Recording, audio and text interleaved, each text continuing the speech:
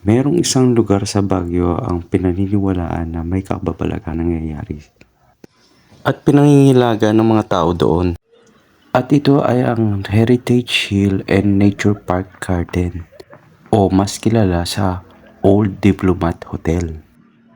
Pinatayo ito bilang bahay bakasyonan ng mga Dominikano sa Dominican Hill sa Baguio noong 1913 to 1950. Noong panahong World War II ay nagsilbing kanlungan ang gusaling ito ng mga taong tumakas sa pananakop ng mga Hapon. Subalit ito ay kanilang napasok at nasalakay.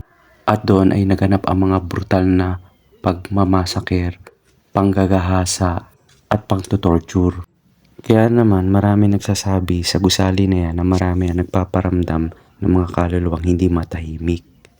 May mga report na rin ng mga na-experience ng mga tao sa lugar na yan na nakakarinig sila ng sigaw, mga hindi inaasahang pagkatok sa pinto at yabag ng mga paa. Kaya naman tinagurian ang gusali na yan na isa sa pinaka-haunted na lugar hindi lamang sa Baguio kundi sa buong Pilipinas. Ngunit sa kabila ng kanyang nakaraan ay makikita mo pa rin ang kanyang ganda. Nung nakaraan ay bukas sa publiko ang pagpasok sa building na yan. Ngunit pinagbawal na dahil sa kalumaan ng gusali. At maraming debris ang nalalaglag sa gusali na yan. Kung bibigyan ka ng pagkakataon na pumasok sa gusali na yan, kaya mo ba siyang pasukin?